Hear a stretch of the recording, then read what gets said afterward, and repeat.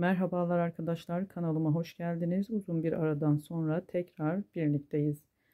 Kanalımda daha önce anlatmış olduğum fıstıklı berenin atkısı çok istenilmişti. Ona uyumlu takım olarak ikili bir takım olabilecek bir atkı istenildi.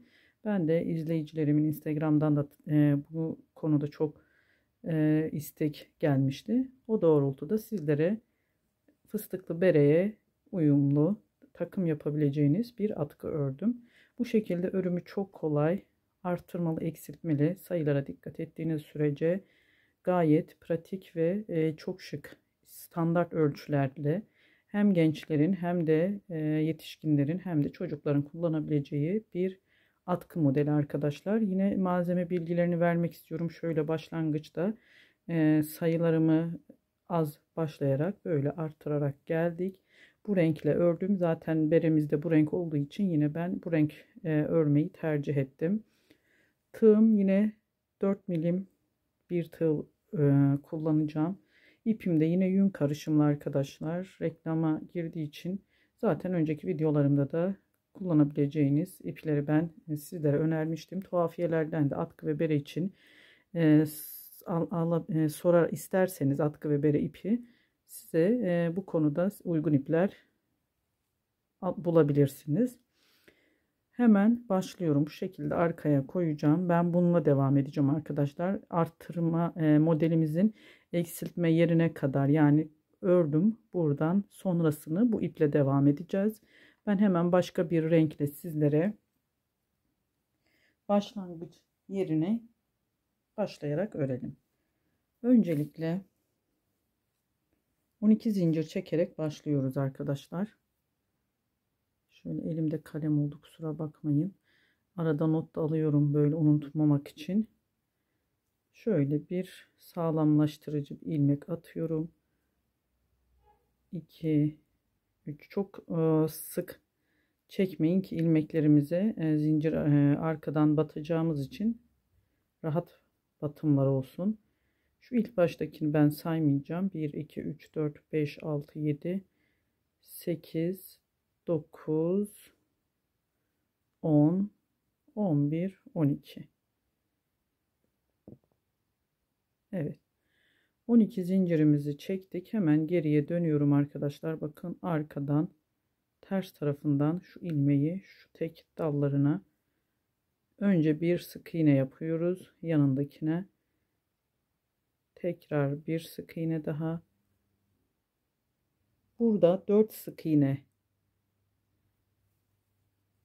yapıyoruz. Üçüncüyü yaptık. Dördüncüyü yaptım. Hemen yanındaki yine atlamadan 4 tane çakma sık iğne yapıyoruz.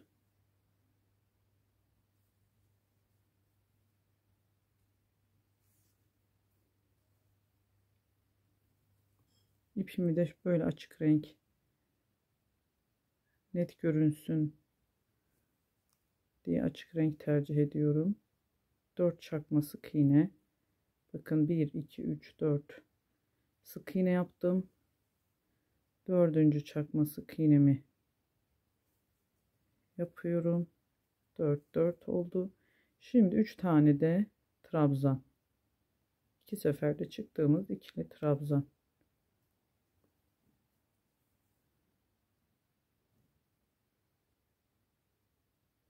Başta sık çektiğim için zincirleri batmakta zorlanıyorum. Sonuncusuna da yine üçüncü trabzanımızı da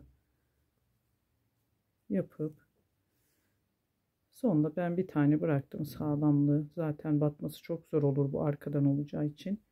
Bir zincir çektim arkadaşlar. Bakın bu şekilde sık iğne, çakma sık iğne, trabzan şeklinde ördük. Böyle inceden kalınlaşmaya doğru giden bir görüntü oldu.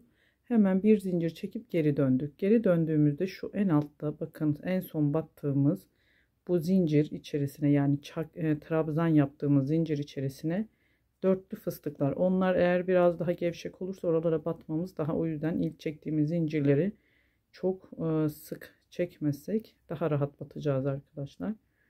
Bakın aynı yere tekrar tane yaptım. Buraya dörtlü fıstıklar yapacağız. Bu sırayı biraz zorlanarak yapabiliriz ama sonraki sıralarda gayet rahat bir şekilde öreceğiz. 4 adet de topladım fıstıklarımı. Bu şekilde topladım. Sadece kapatıyorum. Bunu siz ister bir zincir olarak sayın, ister kapatmış olarak sayın. Kapattım. Hiç zincir çekmeden aynı yere. Bakın zaten battığımız için orası büyüdü, boşluk. Dörtlü fıstık yapıyoruz. Tekrar 2 ipimi biraz dolaştı, o yüzden de bu şekilde çektiriyorum. Kusura bakmayın. Şimdi 4 tane daha. Evet, fıstığımı topladım. Kapattım. Şimdi başta hemen şöyle göstereceğim. Bakın bu şekilde burayı örüyoruz. Ortada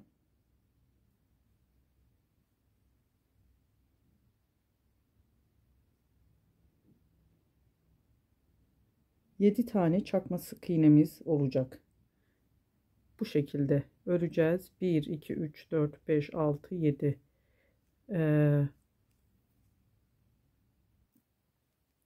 Evet, bakın fıstıklarımızı kapattık. Burada yanındakinden hemen alarak şöyle, zaten baştaki iki trabzanımızın olan yeri zaten kapatmış olduk fıstıklarla arkadaşlar. Şu yandan sayarak 1 2 3 4 5 6 7, 2 ilmek kalana kadar 7 tane çakma sık iğnemiz olacak. Şimdi ikinciyi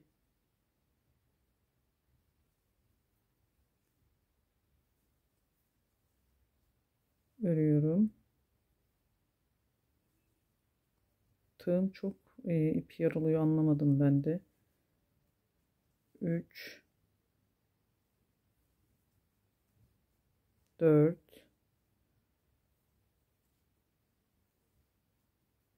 5 6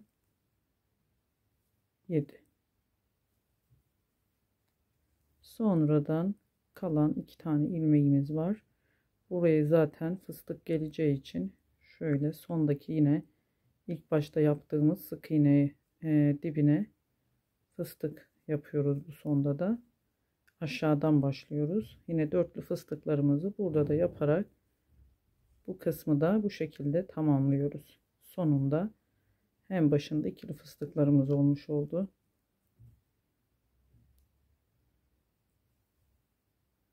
Dediğim gibi sık olduğu için zorlanıyorum. Evet, aynı yere tekrar bakın şu kısmı bir dörtlü fıstık daha yapacağım. 2 3, dediğim gibi sadece bu ilk sırada zincir üstüne çalıştığımız için zorlanılacak. Diğer sıralarda hiçbir sıkıntı olmuyor. Her seferinde dönerken bir zincir çekiyoruz arkadaşlar. Şimdi 3. sıraya geçtik. Ortaya yine bakın şöyle tam dibine batmıyoruz zaten. Şu yanındakine batarak çakma sık iğne yaptık. Burada bu fıstık başına atlayıp bir alt sırada 7 tane çakma sık iğnemiz vardı. O çakma sık iğne tepesine bir fıstık atlayarak başladık. Yani iki başta bir yanındakine hemen dibine batmadan battık. Arada bir tane fıstık tepesine batmadan hemen bu aradaki 7 tane çakma sık iğnemizi örüyoruz. Bu sırada toplamda 7 çakma sık iğne olacak yine ortada. Bunu örüyoruz. Zaten başlarda fıstıklar, bir sıra böyle çakma sık iğne, bir sırada fıstıklar yapıyoruz başta ve sonda. Sonrasında da ortaya zaten 7 tane, bakın 1 2 3 4 5 6 7 yaptığımız çakma sık iğne. 7 çakma sık iğnemizi yaptık. Şöyle buraya yaptık. bunu atlayıp bu fıstık başına yapıyoruz bir tane. Ben buraya fazladan batmamışım. Bir tane daha atlayıp diğer fıstık başına arkadaşlar bakın. Burada gayet net bir şekilde belli oluyor. Atlıyoruz. Toplamda bir, başta çektiğim zinciri saymıyorum. 1, 2, 3, 4, 5, 6, 7, 8, 9, 10. Eğer onu da sayarsak 11 oluyor. Hemen bir zincir çekip geriye döndük yine. Tekrar.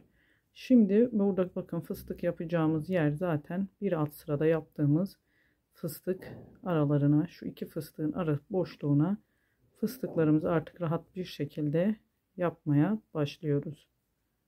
3, 4 topluyorum ve kapattım. Yine aynı şekilde hiç zincir çekmiyorum. Sadece topladım fıstıklarımı, kapattım. Yine aynı yere 4 tane daha çekip böyle bir fıstık daha yaptım. Kapattım. Şimdi yine arada bu dördüncü sıramız olacak. Fıstıklar. Yine arada 7 tane çakma sık iğnemiz olacak arkadaşlar. Bakın 1, 2, 3, 4, 5, 6, 7 buraya kadar örüyoruz. 7 çakma sık iğne. 2, 3, 4, 5, 6, 7. Hemen tekrar bakın 2 ilmek kaldı. 1, 2. Fıstıkları her yaptığımız sırada bu sonlarda 2 tane kalacak. Hemen yine fıstık aralarına 4 tane çektiğim bir ilk fıstığımı yapıp kapattım. Tekrar aynı yere boşluğa, yani çok zevkli örmesi, dediğim gibi bundan sonrası yine kapattım, bir zincir çektim, geriye döndüm. Hemen yine aynı bakın arkadaşlar, şöyle devam ediyoruz. Bu değil, bir zincir çekip hemen yanındakine bir tane, yani atlamıyoruz zaten, yanındakine bir çakma sık iğne, sadece bu yanında başlarken yani bir belli sıraya kadar bunu atlıyoruz. Buraya bir çakma sık iğne, yine arada 7 tane çakma sık iğnemiz oluyor.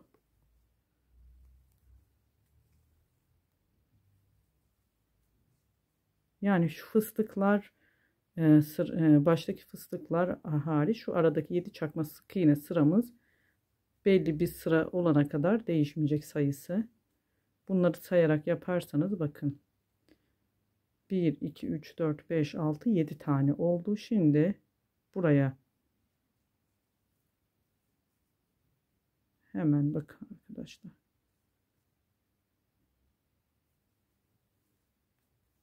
Battım ve diğer fıstık tepesine batıyorum. Bu şekilde. Burada da aralarda bir tane kalıyor. Sonlarda fıstık tepelerine batıyorum. Tekrar bir zincir çektim. Ve yine hemen fıstık boşluk zaten görünecektir. Dörtlü fıstığımı yaptım. İlk fıstığımı kapattım. Yine aynı yere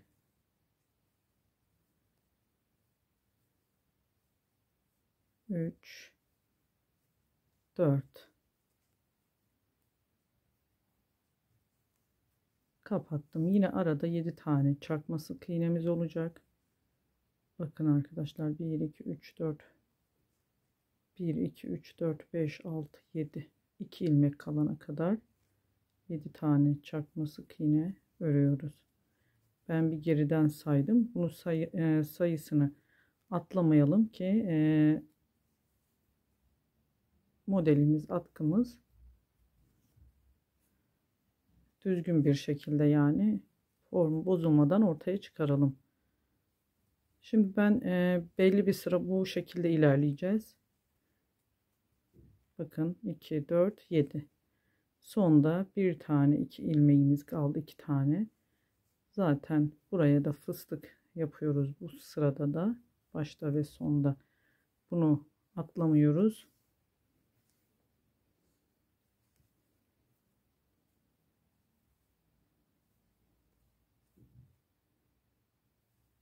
Dört. Evet. Yine bir tane daha fıstığımızı yaptık. Kapatıyoruz. Bir zincir çektim ve geriye döndüm. Tekrar aynı şekilde buraya kadar nasıl yaptıysak bu yanındakine bir çakma sık iğne, hemen bu tepeye atlayıp yanındakine, burası da çakma sık iğne sıramız oluyor. Bir fıstık ördüğümüz sıra, bir çakma sık iğne ördüğümüz sıra olacak. Yine 7 tane ortaya denk gelecek. Başlarda ördüklerimizle birlikte 11 tane. Bu başta çektiğim bir zincir çekip geriye, bunu da saydığımızda 11, toplamda 11 çakma sık iğne sıramız oluyor. Bunu atlamayalım. Bu şekilde sonuna kadar aynı ördüğüm sistemde kaç fıstık olana dek öreceğiz arkadaşlar. 15. sıraya gelene kadar, yani 7 fıstık sırası olacak. Şöyle göstereyim. 1 2 3 4 5 6 7. Burada zaten 7 tane var. Bakın 1 2 3 4 5 6 7. Bundan sonrası arttırmamız olacak bizim. 7 14 sıra örüyoruz. Fıstık sırası olarak sayarsak 7, ama çakma sık iğne aralardaki o sıraları da, dönüşleri de sayarsak 15 14 sıra örüyoruz ve devam edeceğiz. Burada bu şekilde ördüğümüz, buraya kadar nasıl ördüysek aynı şekilde 14 sıra örelim. Sonrasında artırmamız olacak arkadaşlar. Oraya geldiğimizde birlikte devam edeceğiz. Evet arkadaşlar, şimdi bakın 7 sıra fıstık sırası, 14'te normal hem çakma sık iğne olduğumuz sırayı sayarsak 14 sıra, 15. sıraya geldik. Hemen kapattım, bir zincir çektim. Burada şimdi arttırmamız olacak. Normalde hemen yanındakine bir çakma sık iğne yapıyorum. Burayı atlayıp alt sıralarda buraya batıyorduk çakma sık iğne sırasında. Şimdi buraya da batarak biz bu sırada bu ortadaki 7 tane yaptığımız kısım 9'a çıkartmış olacak. Yani atlamadan her ilmek başına çakma sık iğne yapıyoruz. Bir alt sıralarda atladığımız yerlere de, boşluklara da çakma sık iğne tepelerine de batıyoruz bu sırada. Bu şekilde arttırmış olacağız. Hemen fıstık tepesi, normalde buraya atlayıp buraya yapıyorduk. Burayı da atlıyorduk. Buraya da şimdi yapıyoruz. Evet. Ve arttırmış olduk. Geriye dönüyoruz. Bir zincir çektim. Hemen yine fıstıklarımızı yapıyoruz. Geriye dönüp kapattım. Aynı yere bir 4 fıstık yapıyorum. İpinizin kalınlığına, inceliğine göre, siz eğer çok kalın bir ipse üçlü fıstık da yapabilirsiniz. Hemen şimdi buraya bakın. Alt sıralarda 7 idi. Bu ortadaki çakma sık iğnemiz şimdi 9 olacak. Şu son 2 ilmeği ayırıp sayarsanız nerelere batacağınız da daha net görünecektir. 2 4 6 8 9. Bakın hemen şuradan çakma sık iğneyi yapmaya başlıyorum arkadaşlar. 2 3 4 5 6 7 8 ve 9. 9 tane, şimdi 2 tane bu ortadaki yeri arttırmış olduk. Kalan 2 ilmeği örmüyoruz zaten. Burada da dörtlü fıstıklarımızı yapıp ilkini kapattım. İkincisi,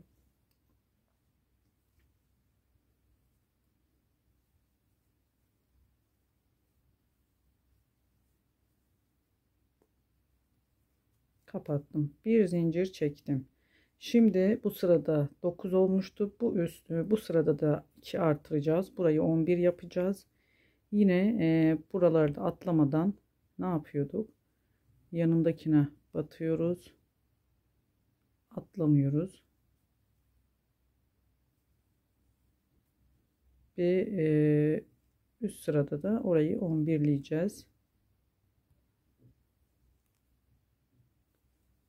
Sonuna kadar yine hiçbir ilmeğimizi atlamadan örüyoruz.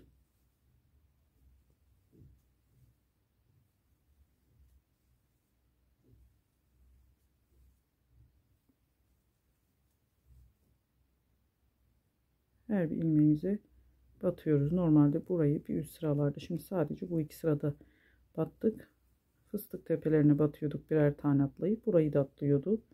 Ama şimdi bu sırada artırma yaptığımız için oraya da batıyoruz. Son fıstık tepesine de battım. Bakın arkadaşlar, şimdi geriye döneceğim. İlk fıstığımızı yapacağız. Şimdi ortada 11 olacak. 7 idi. 9'a çıkarttık. Sonrası bu sırası da 2 arttırma daha yapıp 11 tane ortada çakma sık iğnemiz olacak. Bundan sonrası zaten daha arttırma olmayacak. Belli bir sıra örene kadar zaten onun sayısını da size vereceğim. Bir sıra daha size gösterip şimdi arttırma yaptığım için oralarda bu iki sırayı arttırma yaptığımız için ördüm. Şimdi yine aynı eski sisteme bu 7. sıra ne kadar ördüysek şu 14 sırayı oradaki sisteme geri döneceğiz. Şimdi bu ortada alt sırada 9'du. Bakın 1 2 3 4 5 6 7 idi. Fıstık sıramızı yaptık. 9'a çıkarttık.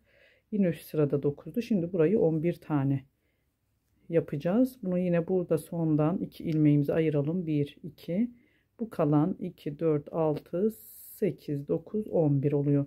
Bakın 1 2 3 4 5 6 7 8 9 10 11, kalan 2 ilmeğimizi zaten fıstığımızı yapacağız. Hemen buradan çakma sık iğneyi yaparak 2 ilmek kalana kadar örelim. Evet, bakın 2 4 6 8 10 11 tane ördük. 2 ilmeğimiz örmüyoruz. Hemen fıstıklarımızı yapıyoruz. Dörtlü toplayarak ördüğümüz fıstıklar, kapatıyoruz. Arada hiçbir zincir çekmiyorum. Sadece kapatıyorum. O kadar. Yine bir zincir çektim. Geriye döndüm. Bakın. Şimdi artırmamız tamamlandı arkadaşlar. Bundan sonra bayağı bir uzun öreceğiz. Şimdi ben bu sırayı da göstereceğim. Yine aynı alttaki sıra gibi. Bakın bu yanına bir tane çakma sık iğne ördüm. Artık şimdi bir alt sıralarda nasıl yapıyorduk? Artırmamız olmayacağı için bunu atlıyoruz. Fıstık tepesini yanındakine örüyoruz.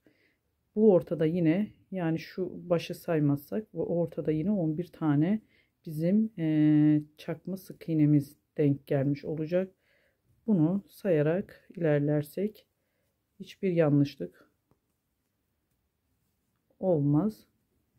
Hemen burayı da göstereceğim. Zaten diğer sıralarda bundan sonra bayağı bir uzun bunu öreceğiz. Size sıra sayısını söyleyeceğim, ne kadar öreceğinizi. Buraya geldim. Bakın sayıyorum. 1 2 3 4 5 6 7 8 9 10 11.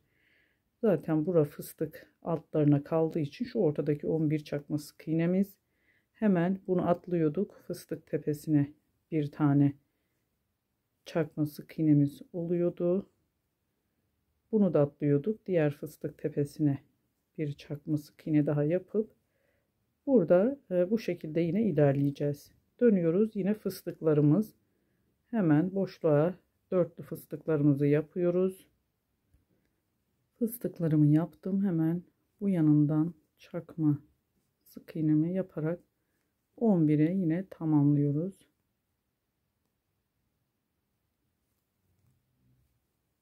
11 adet örüyoruz. Son 2 ilmek kalana kadar. Son 2 ilmeğimiz kaldı. Fıstıklarımızı yapıp kapatıyoruz.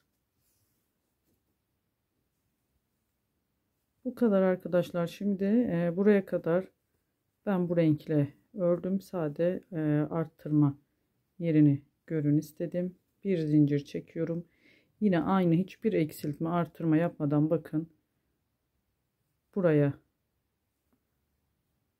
yapıyorum. Yani şu fıstık tepelerine yapmadan buraya da atlayıp buraya batıyoruz.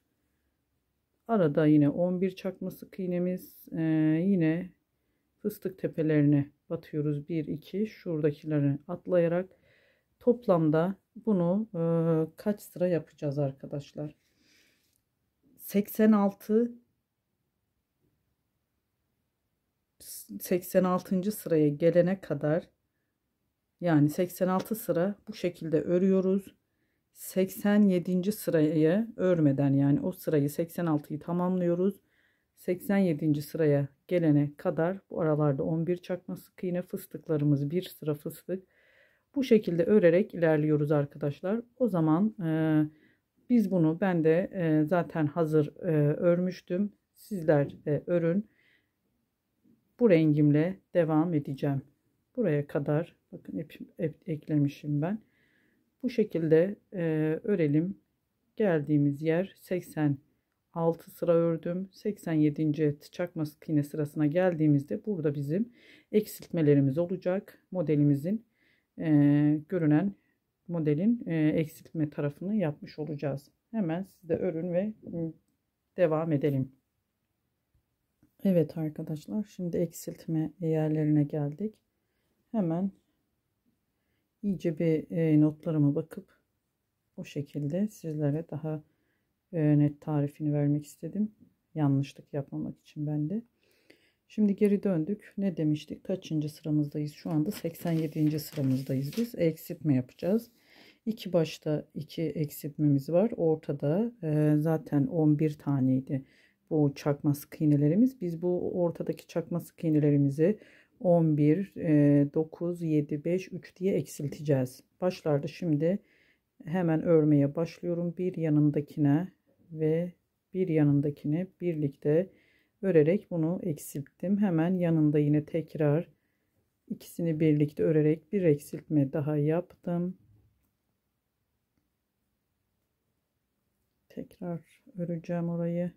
Bakın bir, evet, iki tane eksilttik, 4 taneyi ikiye düşürdük yani. Hemen şimdi burada 9 çakma sık iğne yapıyoruz. Bu eksilttiğimizden sonrasını sayalım. 9 tane, yani bir üst sırada fıstık olacağı için ortada 9 tane olacak üst sırada. Onu da bu sırada eksilterek sayılarımızı ayarlıyoruz. Bakın eksiltme sıralarımız 1 2 3 4 5 6 7 8 ve 9. 9 tane yaptık. Hemen burayı da atlamıyoruz. Artık atlayarak ördük bugüne, bu şu anki sıraya kadar. Atlamadan ikisini, bir yanındakilerini kestim. Ve şimdi diğer yanındakilerini de aynı şekilde keserek bu sırayı da bakın kesmiş olduk. Bir zincir çektim, geriye döndüm. Hemen burada fıstık sıramız zaten, bu alttaki boşluklara fıstıklarımızı yaparak ilerliyoruz. Burada hiçbir değişiklik yok. Dörtlü fıstıklar yapıyoruz. Dediğim gibi sizin ipiniz kalınsa üçlü de yapabilirsiniz ya da daha ince bir iple yapacaksanız dörtlü, beşli de onun duruşunu siz kendi zevkinize göre ayarlayabilirsiniz. Dörtlü fıstığımı yapıp kapattım. Şimdi bu ortada yine 9 tane çakma sık iğnemiz denk gelecek. Bakın sonda 1 2 tane kala örüyoruz. 2 4 6 8 9. Yani biz şu değil, hemen yanındakinden başlıyoruz. Bu fıstığımızın altındaki kalan yerimiz zaten yanlarda kaldığı için birazcık görünüyor altta kalan sık iğne, çakma sık iğne tepelerimiz.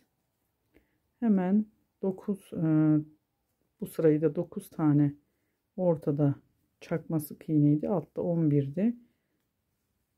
Arttırmadan ördüğümüz kısımlar. Şimdi 9'du. Bir üst sırada bunu 7 tane. Yine 2 başta 2 sonda eksilterek 7'ye düşüreceğiz arkadaşlar. Bu şekilde atkımız dediğim gibi çok zevkli. Belki yeni yapanlar için biraz kafa karışıklığı olabilir. Detaylı anlatmaya çalışıyorum. Bakın sonda yine 2 tane ilmeğim kaldı. Buraya biz fıstık yapıyoruz. 9 çakma sık iğne ördükten sonra kapattım. 3 4 kapattım. Bir zincir çektim ve geriye dönüyorum. Hemen yine başta bakın bir yanındakini, bu başın ipini alabilirsiniz de fark etmez. Almadan da örülür arkadaşlar. Ben alıyorum. Bir yanındakini ve diğer yanına geçtiğimizde onu almıyorum başına. Hemen ikisini birlikte tığımda 4 ilmeğim oluyor. Kapatıyorum. Bunu ve yanındakini alıyorum. Hepsini birlikte kapatıyorum. Bu sırada da 2 tane başta eksilttik.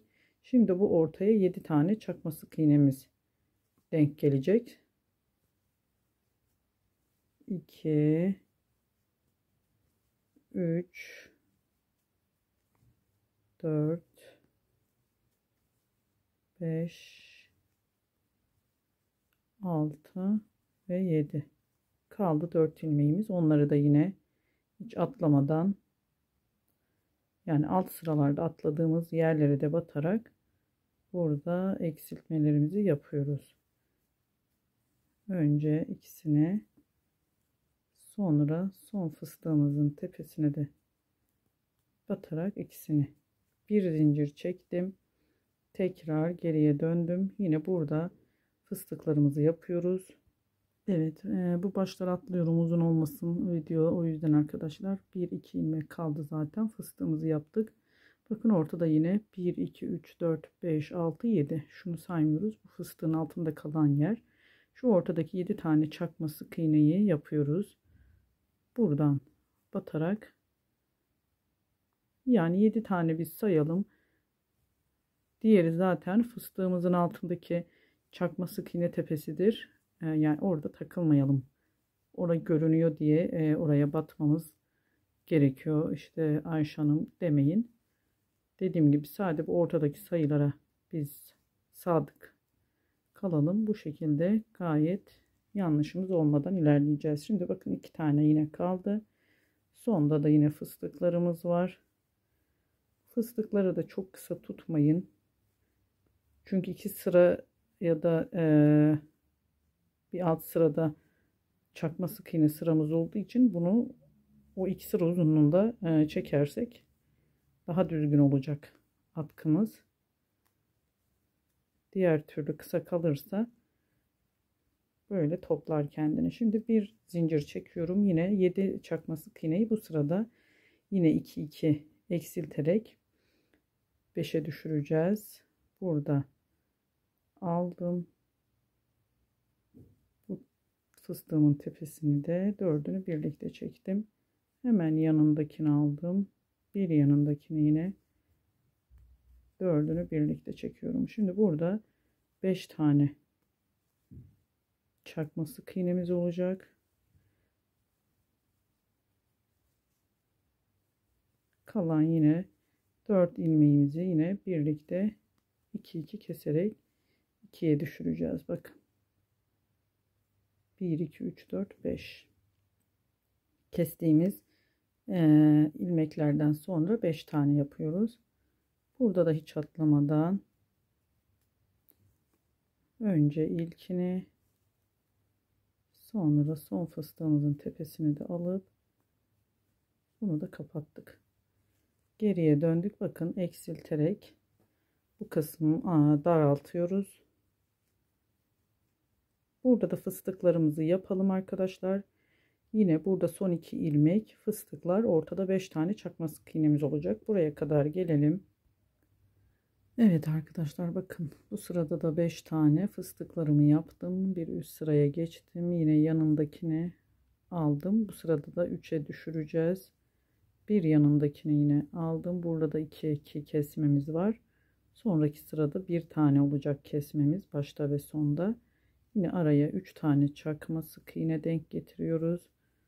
Zaten bunları sayarsak 3'ten sonra 4 ilmeğimiz kalıyor. Onları da tek 2 2 kesiyoruz. 1 2 1 2 diye.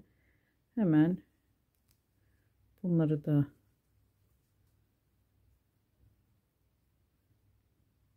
kesiyoruz. Kalan son 2 ilmeğimiz.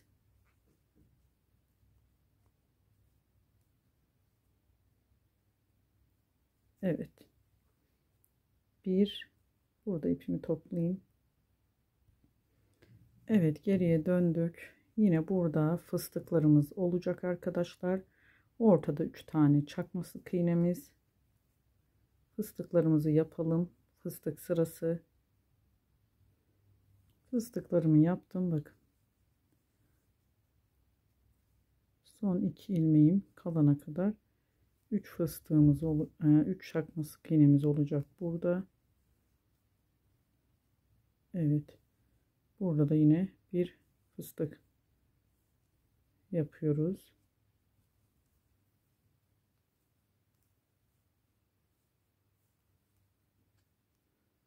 Aradaki boşluklar büyük olduğu için çok rahat oluyor batım çıkması arkadaşlar. O yüzden sıkıntı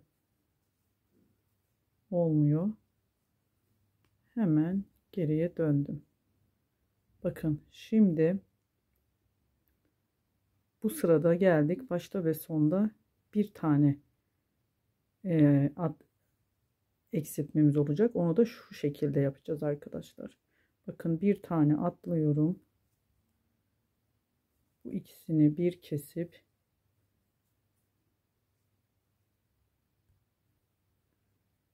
hemen burada bir tane atladım. İkisini eksilttim. Bir arttırma eksiltme yaptığımız için burada bir arttırma. Ortaya yine 3 tane çarpma sık iğneyi denk getiriyoruz. Evet. Şimdi tekrar bakın bir tane atlıyorum. Diğerine son fıstığımın tepesine de yaparak o sırayı da tamamlamış olduk. Geriye döndük. Hemen burada yine fıstıklarımızı burada yapıyoruz. Fıstıklarımı yaptım. Ve şimdi arkadaşlar bakın hiç ipimin başına almadan bu ortadaki 3 tane çakma sık iğne tepesinden üçünü alarak üçünü birlikte toplayacağım. Üçünü de böyle aldım. Başına almadan 4 ilmeğim vardı. Burayı hepsini bir kapatıp bir tane ilmeğe düşürdüm. Yine hemen bu sondaki fıstığımızı yapıyoruz.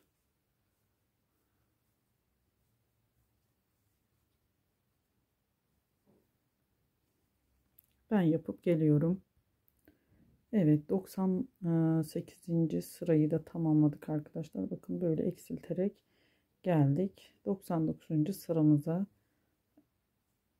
geçiş yaptık. Hemen burayı da zaten sayarsak 7 tane sık iğne denk gelecek şekilde ördük burayı arkadaşlar. Kapattım fıstığımı. Bir tane çektim. Şimdi bu yanındakine başlayarak hiç atlamadan her birine bir çakma sık iğne örerek bu sırada 7 tane çakma sık iğnemiz olacak. Şimdi de artırmaya geçiş yaptık. Bakın burada eksiltme yaparken ilmek başlarını atlamadan kaç yaptık? 1 2 3 4 5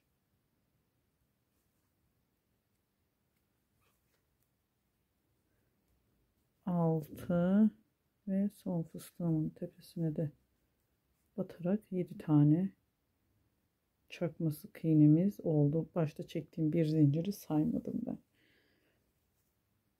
Ve geriye bir tane zincir çekip dönüyorum. Yine fıstıklarımızı yapıp bu arada 3 tane çakma sık iğnemiz olacak arkadaşlar. Fıstıklarımızı yapalım. 3 çakma sık iğnemizi örelim. Arada devam edelim.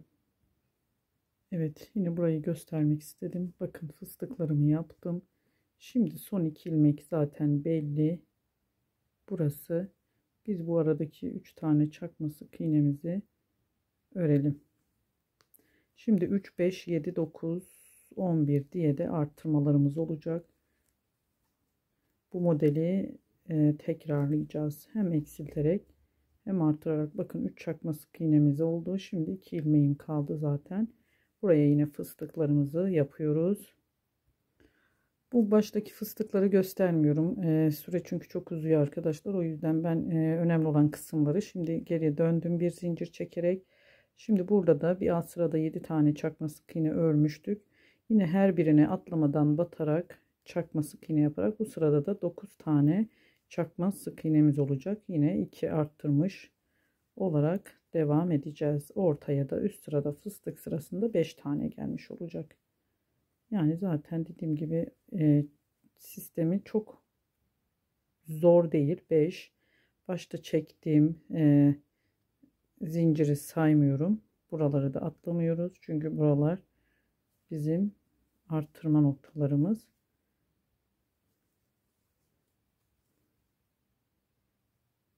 8 ve son fıstık tepesine de batarak 9'uncuyu ördüm. Bakın 1 2 3 4 5 6 7 8 9.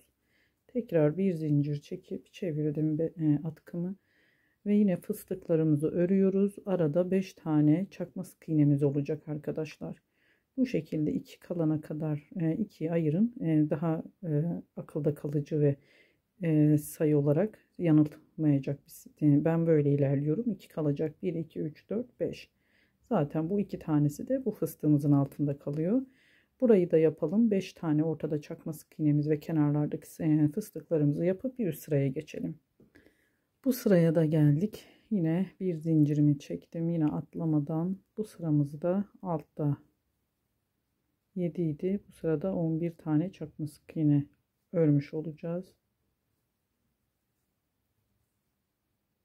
Sonuna kadar hiç ilmek atlamadan her birinin tepesine örerek 11 tane çakma sık iğne örelim. Evet, 11 çakma sık iğnemiz oldu. Geriye dönüyoruz. Yine fıstıkları yapıp arkadaşlar şöyle bakın, son 2 ilmeği ayırdık. Burada da 2 ilmeğimizi ayırttığımızda 7 tane çakma sık iğnemiz bu ortada olacak. 5 3 5 7 diye bu şekilde ilerleyelim. 9 olana kadar geleceğiz. Sonrasında devam edeceğiz arkadaşlar. 9 olana kadar örelim. Evet arkadaşlar, şimdi geldik. 106 sıra ördüm ben. Burada toplamda 2 4 6 8 9 tane çakma sık iğnemiz var. Ortada arttırdık 9'a kadar. 11'de bırakmıştık. 11'den sonra arttırmamız 9 7 5 3 diye devam etti. Şimdi biz yine 9'a kadar artırmamızı yaptık. Bir zincir çektim ben. Hemen burada ilmeğimi kaçırmadan alayım. Bir zincir fıstığımı kapattıktan sonra bir zincir çekiyorum ve geri dönüyorum. Şimdi burada biz 2 sıramızı aynı öreceğiz. Bu ortada. Bir sonraki sırada yine bir 9 tane çakma, arttırma da yapmayacağız, eksiltme de. Bunun için ne yapıyorduk? Bu yanındakine bir tane çakma sık iğne yapıyorduk ve bir tane fıstık tepesine atlayıp diğerine geçiş yapıyorduk. Bu önceki sıralarda ördüğümüzdü. Hemen yine 3 4 5 6 7 8 ve 9 tane çakma sık iğnemiz burada oldu. Bunu atlıyoruz. Bu fıstık tepesine Bir, bunu da atlıyoruz.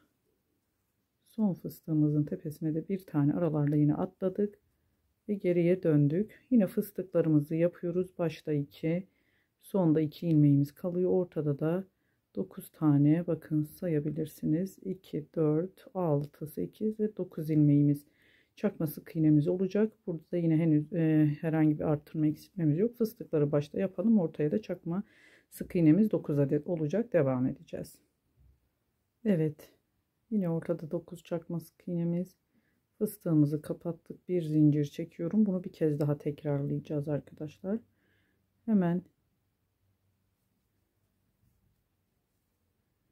yanına yaptım. Bir tane bu fıstık tepesine atlayıp bir tane daha, yani 1, 2, 3, 4, 5, 6, 7, 8, 9, 10, 11, 12 başta çektiğim bir zincirle birlikte yok 13 tane çakma sık iğnemiz olmuş olacak bu sıralarda arkadaşlar.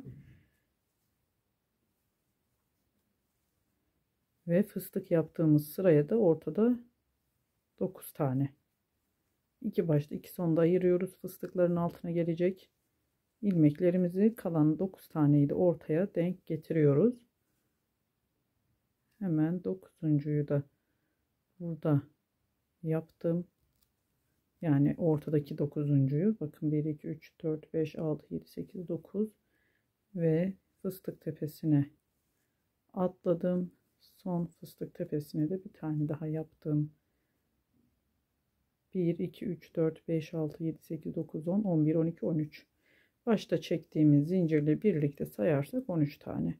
Şimdi yine buraya fıstıklar, başa ve sona, ortaya 9 çakma sık iğne gelecek. Şöyle 2 ilmeğimizi ayırıp başta da 2 ilmeğimizi ayırdığımızda çakma sık iğnelerimizin sayısı ortaya denk geliyor arkadaşlar. Şu şekilde. Devam edelim biz. Bu sırayı da yapalım. Sonra tekrar yine eksiltmeye gideceğiz. Evet arkadaşlar, şimdi bakın bu 3 fıstığımızı, yani 6 sıramızı biz 9 çakma sık iğne ile devam ettik. Hemen sayalım. Bakın 1, 2, 3, 4, 5, 6, 7, 8, 9. Buradan başladık. 1, 2, 3, 4, 5, 6 sıra 3 fıstık sırası sayarsak da 3 fıstık sırası 9 tane çakma sık iğnemiz oldu. Bu şekilde devam ettik. Şimdi yine eksiltmeye gideceğiz arkadaşlar. Bakın modelimiz ortaya çıkıyor. Eksiltmemiz başlıyor. Şimdi tekrar eksilterek devam edeceğiz. Evet arkadaşlar, şimdi 111. sıraya geçtik. Buraya kadar 110 sıra ördüm ben. Ortada 2, 4, 6, 8 ve 9 çakma sık iğnemiz olacak. Şimdi yine eksiltme kısmına geçeceğiz. Yine kapattım, bir zincir çekiyorum ve geriye dönüyorum. Burada yine eksiltmelerimizi aynı burada eksiltmeyi yaptığımız gibi bu bir önceki sıramızda, yani alt dilimimizde yaptığımız gibi yapıyoruz. Tekrar hiç atlamadan bir yanından bir diğer yanından, şimdi yine sıradaki 2 başta 2 de sonda eksilterek devam edeceğiz. Yine bu araya 7 tane çakma sık iğnemiz gelecek. 9'du, bunu 7'ye düşüreceğiz. Bu şekilde 2 tane baklava dilimi gibi düşünün. Şimdi bunu da eksiltmeyi tamamlayalım. Aynı sistemde bir tane daha bu dilimden öreceğiz. Sonra atkımızı tamamlamış olacağız arkadaşlar. Zaten siz de anlayacaksınız. Buraya kadar ördüyseniz 1 eksilttik, 1, 2, 3, 4, 5, 6 ve 7. Hemen buradan atlamadan bunu eksiltiyoruz. 2 tane ve bir yanındakiyle sonuncu fıstık tepesindekinde bir örerek eksiltmeyi yaptık. Şimdi üst sırada fıstık sıramıza geçiyoruz. 2 başta 2 sonda, ortada yine 7 tane çakma sık iğnemiz. Burada 9'du, burada 7 olacak arkadaşlar. Fıstık sıramızı da yapalım. Fıstıklarımızı örüyoruz. Yine bu sondaki 2 taneyi ayırıp 7 tane çakma sık iğne ortada bu şekilde bırakarak geliyoruz. Evet. Bakın bu sırada da 7 tane 2 4 7 tane çakma sık iğnemiz oldu. Yine bir zincir çekiyorum. Geriye dönüyorum. Yine aynı şekilde yine yanındakini ve yanındakini 1 2 burada kesmemiz olacak. 2 de sonda ortaya bu kez de 5 tane çakma sık iğne indireceğiz. Bu 5 3 diye devam edecek. 3 olana kadar örelim bunu. Zaten gösterecek. Burada bir püf noktamız yok arkadaşlar. Bu 7 idi. Şimdi yine başta ve sonda 2 kesmemiz olacak. Yani 4 tane ilmeği 2'ye düşürüyoruz. Ortada 5 sık iğnemiz, çakma sık iğnemiz olacak. Bunu 3'e getirene kadar devam edelim. Bu sırayı yapalım. Diğer sırada çok uzun olacak video. O yüzden hızlı hızlı geçeceğiz buraları. Bunu sonuna kadar örelim. Şimdi 2 kesmemizi ortada 5 çakma sık iğneyi örelim. Sonraki sıraya geçtiğimizde devam edelim. Evet, şimdi pardon, özür dilerim. Yine bir zincir çektim. Geriye döndüm arkadaşlar. Burayı da atlamadan her sırada ne yapacağımızı göstereyim. Yine burada da fıstıklarımızı yapıyoruz. Arada 5 tane çakma sık iğnemiz olacak. Zaten belli. 2 burada bırakıp 2 de burada bıraktığımız zaman bu aradaki 5 çakma sık iğnemizi yapıyoruz. 5'e düşürüyoruz bu sırada ve devam ediyoruz sonraki sıraya. Evet, şimdi bu sıraya geldik. Yine burada da 2 kesmemizi yapıyoruz ve ortada 3 tane çakma sık iğnemiz olacak. Bu sırayı da ördükten sonra arkadaşlar diğer bir üst sıraya geçelim. Zaten orada da fıstık sırası olacak. Bakın ortaya 3 tane çakma sık iğnemiz geldi. Yani bu dediğim tekniği burada, yani eğer anlaşılır olmuyorsa arkadaşlar sıra sıra anlatıyorum. Şuradaki eksiltmemizi nasıl yaptıysak bakın 9. sıradan, yani 11 9 7 5 3 buraya kadar aynı nasıl yaptıysak buradaki eksiltme de yine buradan arttırdıktan sonraki eksiltmeler aynı sistemde ilerliyor. O yüzden de hızlı hızlı geçiyorum çünkü tekrar olacak. Yine burada 3 sık iğne, çakma sık iğnemizi yaptık. Sonda da 2 keselim ve geriye dönelim fıstık sıramıza. Evet, şimdi 3 tane çakma sık iğnemiz oldu. Fıstık sıramızı ördük. Bir zincir çekip geriye döndüm arkadaşlar. Şimdi burada ne yapıyoruz? Burada burada eksilttim. Bir tane atlıyorum şu fıstığın tepesine. Burada yine 2, yani bir başta bir sonda eksilteceğim. Sadece arada bir tane eksik bırakacağım. Sonra hemen yine İpimi burada almıyorum. Bu üçünü, bunu zaten bir önceki eksiltmemizde de tekrar etmiştik. Bu üçünü birden, bakın, üçünü birden alıyorum. Sıradaki üçlüyü toplamda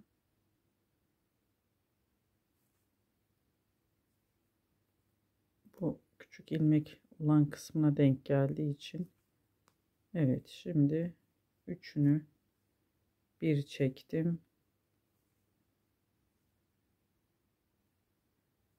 Sonra yine tekrar burayı aldım, bir tane atlayıp burada da sonda da yapıyorum kesmemi. Hemen bir zincir çektim, geriye döndüm.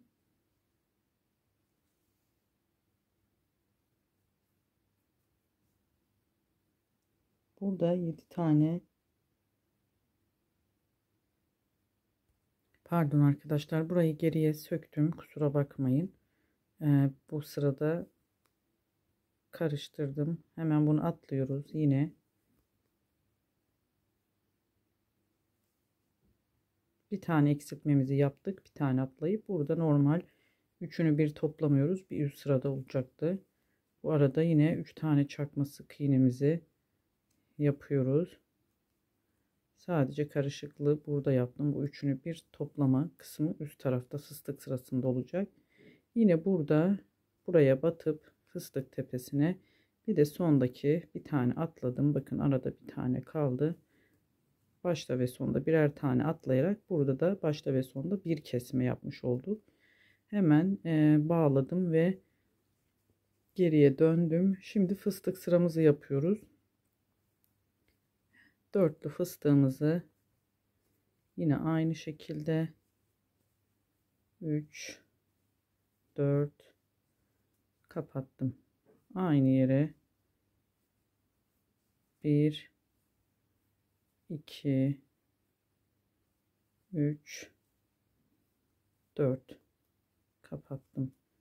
Şimdi bu 3 taneyi burada keseceğiz. Üçünü bir. Burada ben sadece bir yanlışlık yaptım arkadaşlar. Bakın. 3 çakma sık iğnemiz vardı. Başını almadan direkt hemen üçünü bir kestim. Ve şimdi sondaki fıstığımızı da yapıyoruz. 1 2 3 4 1 2 3 4 kapattım. Bir zincir çekip geriye döndüm. Hemen burada 7 tane çakma sık iğne örüyoruz. İlmeklerimizin her birine 4, baştakini saymazsam saymıyorum bu sırada, 5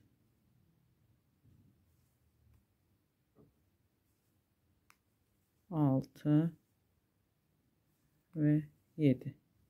Burada baştaki ilk çektiğim o zinciri saymıyorum. 7 tane çakma sık iğnemiz oldu.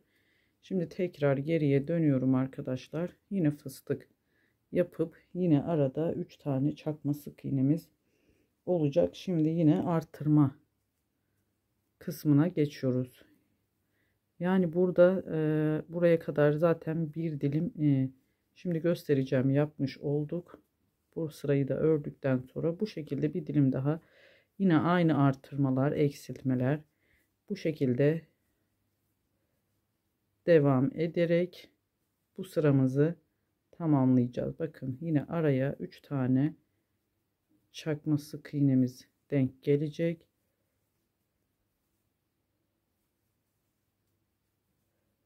Ve fıstık. Sonuna da yine fıstığımız. Gösterecek bir şey yok. Bu sonuna kadar bir dilimi de artık siz de ekran arkasında öreceksiniz. Ben de bunu tamamlayacağım. Sonuna geldiğimizde sadece dikmesi.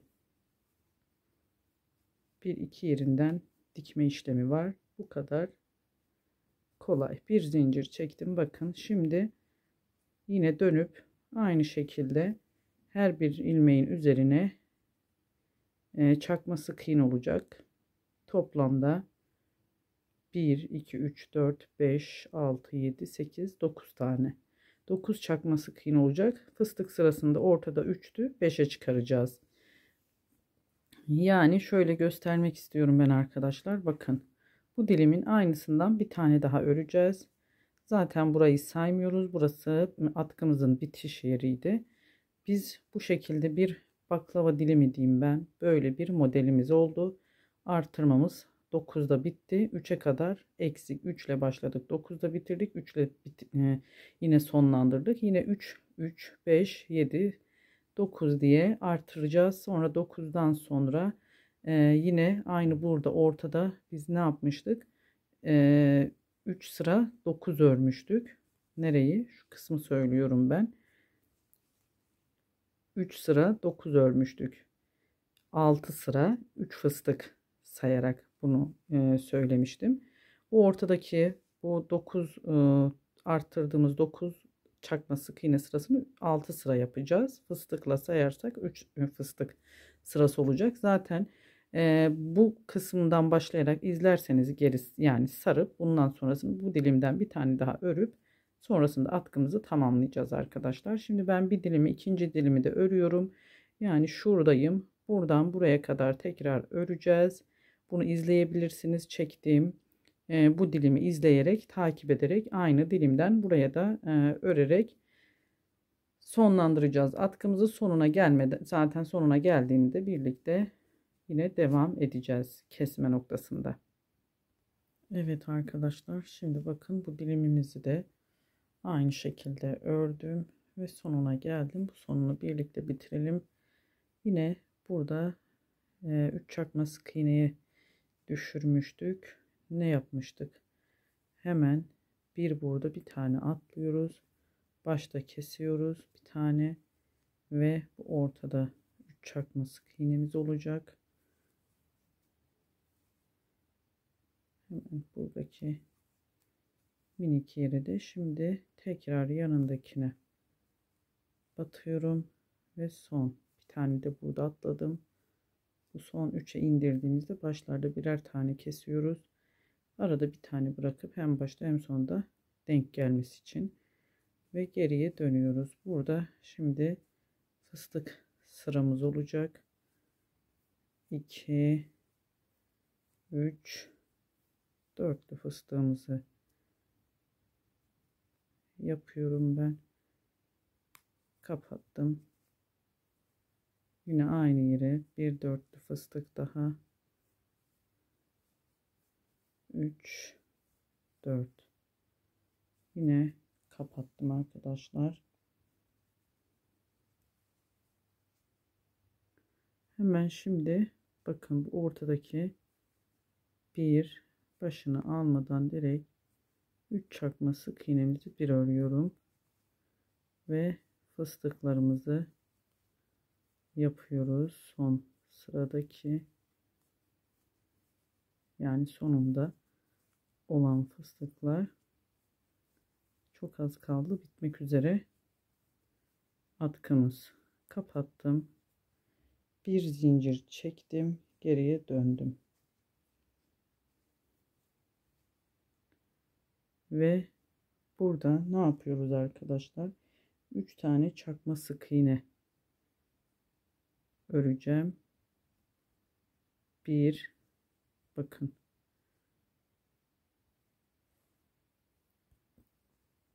Buraya 3 tane çakma sık iğne, buraya değil. Bu bir tane atlayıp fıstık başına bir tane örüyoruz. Bir de bir tane daha atlayıp, evet arkadaşlar, burayı yine keserek 3 çakma sık iğneye düşüreceğiz. Yanındakine geri aldım. Tekrar batmadan da olur. Batarak da, yani ipin başını alarak da örebilirsiniz. Almadan da örebilirsiniz. Sonuna da şöyle denk getirelim. 3 çakma sık iğnemiz böyle. Geriye dönüyorum. Bu sırada da yine aynı fıstık yaparak kapatıyoruz. Son sıramız oluyor. Burada hiç aralarda çakma sık iğne örmüyoruz. Direkt fıstıkla kapatıyoruz. Ve bitiriyoruz. Hemen bakın buraya geçiş yapıyorum. Buradaki boşluğa da dörtlü fıstığımızı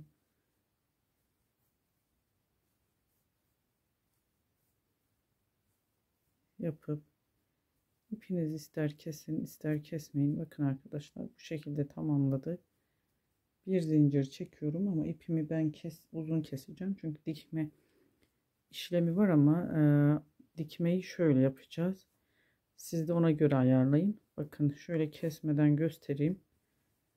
Bu şekilde beremizin 2 tane sonunda, zaten burayı uzunca anlatmıştım. Burayı uzunca ördük ve kestik geldik. Burayı saymazsak şöyle 2 tane dilimden oluşan artırmalı eksiltmeli kısmını tamamlıyoruz ve bu şekilde çevirip, evet arkadaşlar, burayı ben bir sıra daha sık iğne yaptım. 7 tane çakma sık iğne yapıp dönüp ipimi kestim burada. Onu da size söylemiş olayım. Hem daha düzgün bir görüntü olsun. Şimdi bunu nasıl dikeceğimize geleceğiz. Zaten uzun kısmı burada, düz olan kısmı ve bizim 2 dilimden oluşan bu modelimizin alıyoruz. Şöyle kamera açısına bakalım. Bu şekilde tam böyle eksiltme yaptığımız yerden itibaren bunu ayarlayalım. Şu ortalayalım. Hemen böyle koyuyoruz arkadaşlar üzerine. Siz de aynı benim yaptığım gibi yapın ve dikeceğim. Tam neresinden dikeceğim şimdi? Şu 9 ile 7 arttırma yapmıştık ya, 9 tam 9 arttırma yaptığımız yerin şöyle bakın, zaten göreceksiniz. 1 2 3 4 5 6 7 8 9, şu kısımdan bunu dikiyoruz. Dikerek sabitleyeceğiz. Fıstık taraflarını dikmeye gerek yok arkadaşlar. Alttan dediğim gibi hemen şöyle ara ara dikelim. Aynı hizada ileriye doğru geçelim sonuna kadar.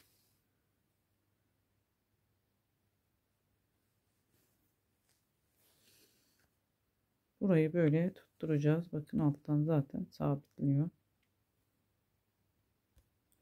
Evet arkadaşlar, bunu buradan sabitledim. Bakın şu ortası. Hemen altta kaldı iğnem.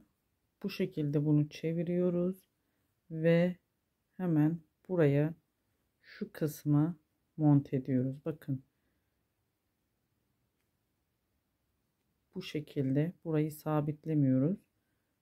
Burası kalacak. Sadece şu, zaten 7 tane çakma sık iğnemizi biz fazladan yapmıştık. Şu uç kısma burayı da iğne yardımıyla oraya doğru sabitleyeceğiz. Şimdi ben hemen iğnemi buradan yürütüp iç kısmından oraya çıkartacağım.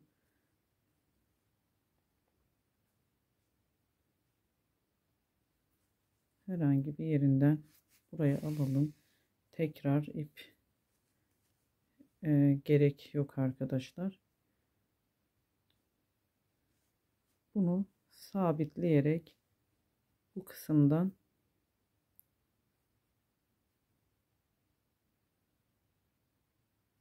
ben de böyle dikeceğim. Siz de kendi stilinizde dikip bitirelim. Evet arkadaşlar, bakın diktik. Burayı da zaten iplerimi ben henüz temizlemedim. Buraya tutturduk. Gösterdiğim şekilde siz daha sağlam dikin. Ben biraz video uzandı diye acele ettim. Bu şekilde koyuyoruz. Diktiğimiz yer karışıklık olmasın. Bakın böyle üstte kalacak. Ve hemen şöyle düzeltip beremize, boynumuza taktığımızda bakın gayet hoş ve çok şık bir bere. Yetişkinlerde burası da böyle papyon gibi, fiyonk gibi, siz farklı şeylerle de buraları süsleyebilirsiniz. Farklı püskül falan da yapabilirsiniz. Şöyle göstermek istiyorum beremi. Pardon, atkımı, özür dilerim. Çok şık bir atkı modeli arkadaşlar. Hem yetişkinler için hem de çocuklar için kullanılabilecek. Örmesi de gayet zevkli bir atkı modeli oldu. Şöyle ileriye iyice almak istiyorum. Ekranda görün istiyorum. Bu şekilde buraya kadar da arkadaşlar anlatımım. Başka farklı atkı bere yapımım devamı gelsin istiyorsanız yorum kısımlarında belirtirseniz sevinirim. Çünkü istekler üzerine genelde ilerliyorum. Beni izleyenlerin, takipçilerimin, Instagram'dan da beni takip eden takipçilerimin istekleri üzerine ben de videoları çekmeye gayret ediyorum. Bunu bir aydır yaklaşık hazırlamıştım. Ramazan öncesiydi. Ancak vakit bulabildim. Havalar da artık kış bitti ama şimdiden hazırlayıp önümüzdeki kış için inşallah kenarda hazırda bulundurursunuz. Daha güzel olur. Bu şekilde atkımız yapımı tamamladık. Başka bir videoda görüşmek ümidiyle. Hoşça kalın arkadaşlar. Kanalıma abone olup beğeni ve yorum yaparak da destek olursanız sevinirim. Görüşmek üzere.